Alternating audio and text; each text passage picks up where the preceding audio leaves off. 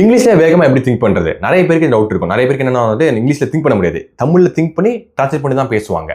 So இந்த வீடியோவில் எதை பற்றி பார்க்க போகிறோம்னா, எப்படி இங்கிலீஷை திங்க் பண்ணுறது, ஏன் திங்க் பண்ணாமல் போகுது, ரெண்டாவது இது என்ன சொல்யூஷன், என்ன ஹேபிட் ரெகுலராக பண்ணால் நம்ம குயிக்கான டைமில் இங்கிலீஷ் திங்க் பண்ணுற பார்த்து தான் டீட்டெயிலாக பார்க்க போகிறோம். ஸோ மறக்காம இந்த வீடியோ கடைசி வரைக்கும் பாருங்கள். ஸோ ஆரம்பிக்கலாமா? முதல்ல ஏன் வந்து இங்கிலீஷில் திங்க் பண்ண முடியல அப்படின்னா வந்துட்டு நம்மளோட மதர் டங் என்ன? தமிழ். ஸோ தமிழ் வந்துட்டு நம்மளோட லாங்குவேஜ் தாண்டி நம்ம வே ஆஃப் எக்ஸ்பிரஷனாகவே மாறி இருக்கும். அதாவது நம்ம எக்ஸ்பிரஸ் பண்ணுறது எப்படி எக்ஸ்பிரஸ் பண்ணுறீங்க? தமிழில் தாங்க பண்ணுவேன். நம்ம வந்து பேசின்னு சொல்ல மாட்டோம், தமிழ் தான் சொல்லுவோம். ஏன்னா தமிழ் அப்படின்றது நம்ம பேசுறதை தாண்டி நம்ம பாடியில் இன்ஸ்டில் ஆகிற வரைக்கும் இருக்கும். ஏன்னா வந்துட்டு நம்ம ஃபீல் பண்ணுறது, திட்டு வாங்குறது, திட்டுறது இதெல்லாம் ரொம்ப ஃபீல் பண்ணி பண்ணும்போது இந்த தமிழ் வந்துட்டு ஒரு லாங்குவேஜ் தாண்டி நம்மளுக்குள்ள இருக்கும். ஸோ அதனால தான் நம்ம என்ன பண்ணும்போது சரி நீங்கள் நோட்டீஸ் பண்ணியிருந்தீங்கன்னா, நீங்கள் மேக்ஸ் பண்ணும்போது சரி, நீங்கள் தமிழ்லேருந்து மேக்ஸ்க்கு யோசிச்சு தான் அதுக்கப்புறம் தான் நீங்கள் மேக்ஸ் போடுவீங்க. ஸோ அந்த மாதிரி நீங்கள் இந்த உலகத்தை என்ன பண்ணாலும் பண்ணும்போது நீங்கள் எந்த லாங்குவேஜில் ரொம்ப ஸ்ட்ராங்காக டீப்பாக இருக்கோ, ஸ்ட்ராங்காக சூப்பராக இல்லை டீப்பாக இருக்கோ அந்த லாங்குவேஜில் திங்க் பண்ணி தான் பண்ணுவீங்க. எந்த லாங்குவேஜ் எவ்வளோ மோசமாக இருந்தாலும் டீப்பாக இருந்துச்சுன்னா அதெல்லாம் திங்க் பண்ணி பண்ணுவீங்க. ஸோ அதனால தான் நீங்கள் இங்கிலீஷ் பேச ட்ரை பண்ணும்போது, இங்கிலீஷ் திங்க் பண்ண ட்ரை பண்ணும்போது உங்களால் ஆட்டோமேட்டிக்காகவே தமிழில் திங்க் பண்ணி ட்ரான்ஸ்லேட் தான் பண்ணுறீங்க. ஸோ அது வந்து ஃபால்ட் இல்லை. உடனே வந்துட்டு நீங்கள் வந்துட்டு எனக்கு வரலன்னு சொல்ல முடியாது. அதுக்கு என்ன அர்த்தம்னா, நீங்கள் தமிழில் ரொம்ப ஸ்ட்ராங்காக தமிழ் டீப்பாக இருக்குது, அவ்வளோதான் அர்த்தம். ரெண்டாவது, நீங்கள் ஒரு மைண்ட் செட் வச்சுக்கணும். என்ன மைண்ட் செட்னா வந்துட்டு நீங்கள் இங்கிலீஷ் வந்துட்டு திங்க் பண்ண போகிறீங்க அப்படின்னா வந்துட்டு நீங்கள் ஆட்டோமேட்டிக்காக ஒரு விஷயம் ஞாபகம் வச்சுக்கணும். நீங்கள் தமிழில் தான் திங்க் பண்ணி ட்ரான்ஸ்லேட் பண்ணுவீங்க. இந்த ட்ரான்ஸ்லேஷன் பண்ணுறது ஒரு ஃபேஸ் தான். அது ஒரு ஃபேஸ். நீங்கள் பிகினராக இருக்கிறீங்க, கண்டிப்பாக நீங்கள் தமிழில் யோசிச்சு அது இங்கிலீஷ்க்கு மாற்றி பேசுறது ஒரு ஃபேஸ். அது கண்டிப்பாக எனக்கு ரொம்ப வந்துச்சு. நான் அதை ஃபேஸ் தாண்டி தான் வந்தேன். ஆனால் அங்கே தான் பிரச்சனை. நிறைய பேர் தாண்ட மாட்டாங்க. இங்கே தான் 2 விதமான மக்கள் இருப்பாங்க. மக்கள் நம்பர் 1, அந்த ஃபேஸை தாண்டவே மாட்டாங்க. 2 நாள் ட்ரை பண்ணிட்டு ஓகே அப்படின்னு சொல்லிட்டு விட்டுருவாங்க. அடுத்து மறுபடியும் 2 மாதம் கழிச்சு மறுபடியும் 2 நாள் ட்ரை பண்ணுவாங்க, அப்பவும் விட்டுருவாங்க. இந்த மாதிரி பண்ணிட்டே இருக்கும்போது அவங்க என்ன சொல்லணும்னா, நான் ட்ரை பண்ணேன் ஆனால் முடியவே இல்லை, என்ன இங்கிலீஷ்லாம் பேசவே முடியாதுன்னு அவங்க அந்த மைண்ட் செட்டோட அப்படியே போயிடுவாங்க.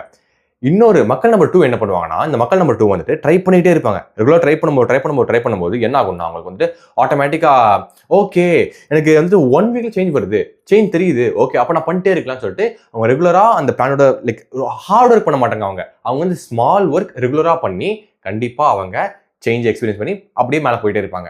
ஸோ நீங்கள் இந்த இடத்துல மக்கள் நம்பர் 2 தான் இருக்கணும். மக்கள் நம்பர் 2 இருக்கிறதுக்கு பெரிய விஷயம்லாம் இல்லை, ரொம்ப சிம்பிளான விஷயம். நீங்கள் ஸ்மால் ஒர்க் லாங் டேர்ம் பண்ணணும், அவ்வளோதான். ஒரு கன்சிஸ்டண்ட்டாக பண்ணணும், அவ்வளோதான். ஸோ இப்போ வந்துட்டு எப்படி இதை வந்து பண்ணுறது, எப்படி ஆக்சுவலாக வந்துட்டு ரியல் லைஃப்பில் இம்ப்ளிமெண்ட் பண்ணுறது, எப்படி டே டு டே லைஃப்பில் இதை வந்து ப்ராக்டிஸ் பண்ணுறது அப்படின்னா வந்துட்டு ரொம்பவே சிம்பிளுங்க. நீங்கள் வந்து டெய்லியும் ஒரு 5 மினிட்ஸ், 10 நிமிஷம், ½ அன் ஹவர்லாம் பண்ணாதீங்க. மேபி 2 மினிட்ஸ் கூட ஓகே தான். 2 மினிட்ஸ் பண்ணாலும் ரெகுலராக பண்ணுங்கள். ஒரு 1 மந்த் ஆச்சு பண்ணுங்கள். 2 மினிட்ஸ் பண்ணும்போது என்ன பண்ணணும்னா வந்துட்டு நீங்கள் இது இங்கிலீஷ் ஃபாஸ்ட்டாக திங்க் பண்ணுறதுக்கு, இங்கிலீஷை திங்க் பண்ணுறதுக்கு இந்த ஒரு சொல்யூஷன் தான்.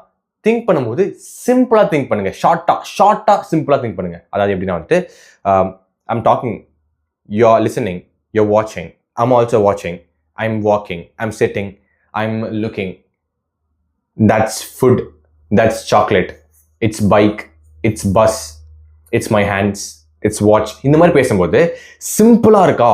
என்ன பார்த்தீங்களா, நான் கண்டினியூஸாக நான் யோசிக்காமல் பேசிட்டே இருந்தேன். ஏன்னா சிம்பிளாக ஷார்ட்டாக யோசிக்கணும், அதான் மேட்ரு. ஷார்ட்டாக யோசிக்கும் போது உங்கள் பிரெயினுக்கு ரொம்ப ஈஸியாக லேர்ன் பண்ணும், ரொம்ப வேகமாக லேர்ன் பண்ணும். ஷார்ட்டாக யோசிக்கும் போது, ஷார்ட்டாக யோசிச்சு பழகும்போது நீங்கள் இங்கிலீஷில் யோசிப்பீங்க, இங்கிலீஷில் வேகமாக யோசிக்கவும் பழகுவீங்க.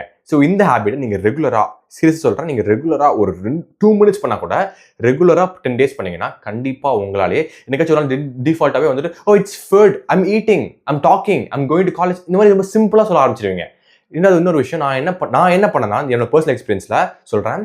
நான் பிகினராக இருக்கும்போது நான் எப்பவுமே வந்து ஃபஸ்ட்டு எடுத்த உடனே லாங்காக திங்க் பண்ணணும். எப்படின்னா வந்துட்டு I'm going to college because I have to get my TC, அதான் I come back home because அந்த மாதிரி பெருசாக பேச நினைப்பாங்க. பெருசாக பேச முடியாது. ஸோ நான் என்ன பண்ணேன் அப்படின்னா வந்துட்டு ஷார்ட்டாக பேச ஆரம்பித்த உடனே என் பிரெயின் வந்து ரொம்ப வேகமாக லேர்ன் பண்ண ஆரம்பிச்சிச்சு. ஓகே, ஒரு 10 டேஸ்லேயே எனக்கு வந்துட்டு நல்லாவே இங்கிலீஷ் திங்க் பண்ண ஆரம்பிச்சிட்டேன். ஏன்னா வந்துட்டு நான் ரெகுலராக டெய்லியும் 10 நிமிஷம் ரெகுலராக பண்ணேன். ஸோ நீங்கள் ரெகுலராக பண்ணீங்க அப்படின்னா கண்டிப்பாக உங்களாலையும் ஃபாஸ்ட்டாக இங்கிலீஷில் திங்க் பண்ண முடியும். அதுக்கு என்ன பண்ணணும், ஷார்ட்டாக திங்க் பண்ண கற்றுக்கணும். ஷார்ட்டாக திங்க் பண்ணி ட்ரெயின் பண்ணும்போது ஆட்டோமேட்டிக்காக உங்கள் பிரெயினே கற்றுக்கும். அவ்வளோதாங்க இந்த வீடியோக்கு. நீங்கள் அந்த டிப்ஸ்லாம் அப்ளை பண்ணிங்கன்னா கண்டிப்பாக உங்களாலையும் 10 நாள், 1 மாதத்தில் நல்லாவே இங்கிலீஷ் திங்க் பண்ண கற்றுக்க முடியும். ஸோ அவ்வளோதான் இந்த வீடியோக்கு. இந்த வீடியோ வரைக்கும் பார்த்தீங்கன்னா ரொம்ப நன்றி. மறக்காமல் ஒரே ஒரு லைக்கும் ஒரே ஒரு சப்ஸ்கிரைபும் பண்ணிட்டு போயிடுங்க. டாடா.